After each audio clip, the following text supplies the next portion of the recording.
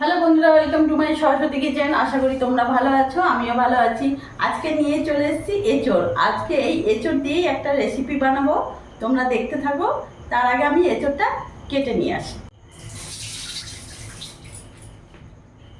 এঁচোড়টাকে ভালো করে কেটে ছোট ছোট করে কেটেছি, দেখতে পাচ্ছ। কেটে ধুয়ে নিয়েছি। এবার গ্যাস ধরিয়ে নেবো, একটা কড়াই বসিয়ে নিলাম। কড়াই গরম হয়ে গেছে, আমি এখানে রিফাইন অয়েল দিয়ে দেবো। রান্নাটা পুরোটাই রিফাইন অয়েলে করব। এরই মধ্যে লবণ আর সামান্য হলুদ গুঁড়ো দিয়ে দিলাম। কেটে রাখা আলুগুলো দিয়ে দেবো।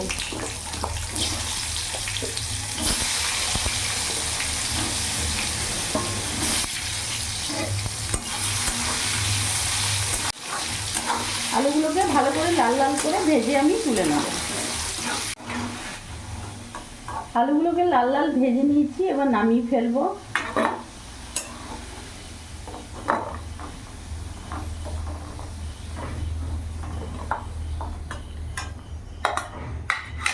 আমি আর তেল দেব না, ওই তেলের মধ্যে এখানে ফোড়নে দিয়ে দিলাম একটা তেজপাতা, গোটা জিরে, শুকনো লঙ্কা, গোটা গরম মশলা।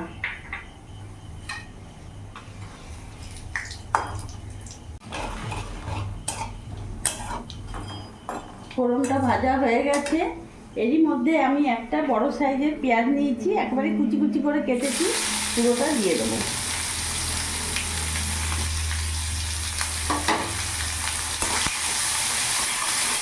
পেঁয়াজটা কিছুক্ষণ ভাজা ভাজা করে নেবো, যাতে পেঁয়াজের কাঁচা ভাবটা না থাকে।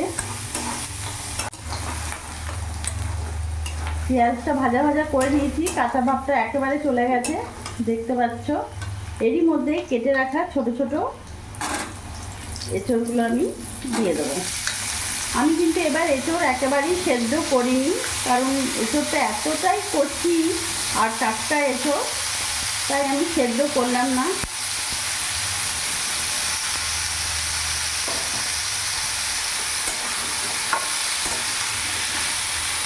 ভালো করে নাড়াচাড়া করে নেব।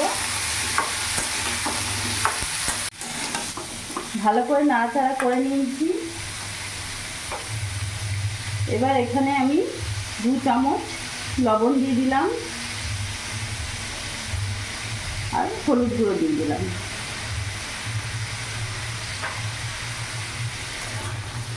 ভালো করে নাড়াচাড়া করে কিছুক্ষণ ভাজা ভাজা করে নেব।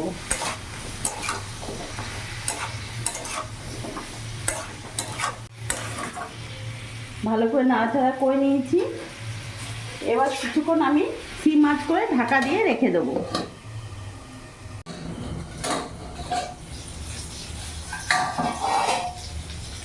কিছুক্ষণ ঢাকা দিয়ে রেখে দিয়েছিলাম।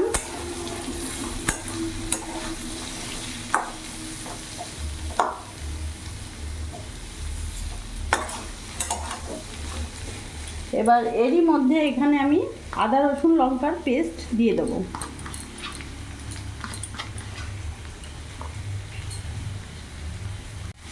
মশলার বাটিটা ধুয়ে একটু মশলার জলটা দিয়ে দিলাম।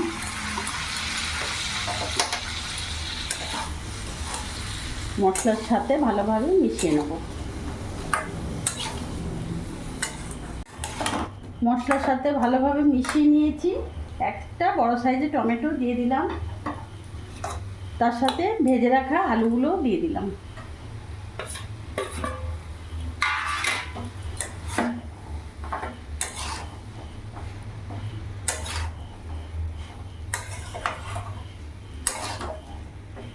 এইভাবে এঁচোড়টাকে সেদ্ধ না করে এইভাবে ডাইরেক্ট যদি তোমরা কষিয়ে করো, খেতেও দারুণ লাগে আর খুব তাড়াতাড়ি হয়ে যায়। কোনো ঝামেলা থাকে না যে আলাদাভাবে সেদ্ধ করব, কোনো কিচ্ছু দরকার নেই। এইভাবে করে একবার দেখবে, খুবই ভালো আর তাড়াতাড়ি হয়ে যাবে। আবার আমি কিছুক্ষণের জন্য ঢাকা দিয়ে দেবো।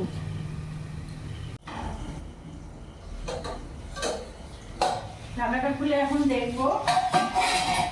বেশ কিছুক্ষণ ঢাকা দিয়ে রেখেছিলাম।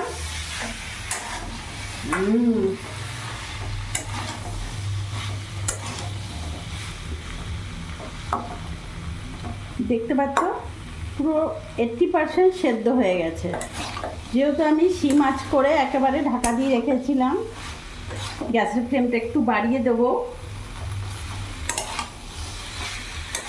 আমি যেহেতু এঁচোড় কষা করছি তাই বেশি ঝোল করব না, বেশ মাখো মাখো থাকবে।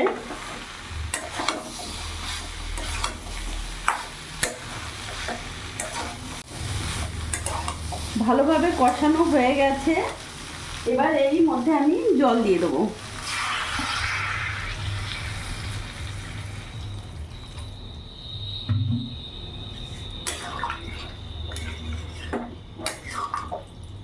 এবার জল দিয়ে আমি 15 মিনিট ফোটাবো। গ্যাসের ফ্লেমটা আমি মিডিয়াম রাখবো, ফুল করব না, মিডিয়াম আছে আমি 15 মিনিট রাখবো।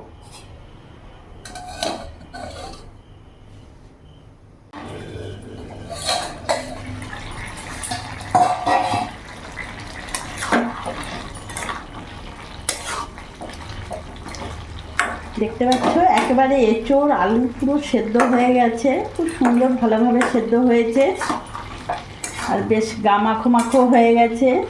যেহেতু আমি এঁচোড়টা ঝোল করব না, কষা রাখবো, সেহেতু আমার এঁচোড় একেবারে কমপ্লিট।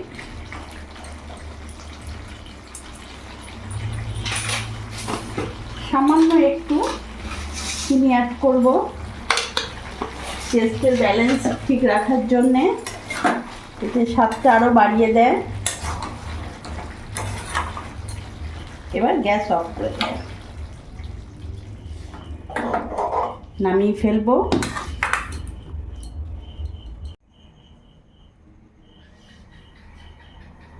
তোমরা দেখলে আমি কত সহজভাবে বানিয়ে ফেললাম। এঁচোড়টাকে সেদ্ধ না করে এইভাবে কষা করে এঁচোড়ের কষা আমি বানিয়ে ফেললাম।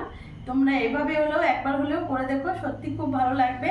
আমার এই ভিডিওটা যদি ভালো লাগে প্লিজ তোমরা লাইক করো, সাবস্ক্রাইব করো, আমার পাশে থেকো, আর তোমরা সবসময় ভালো থেকো।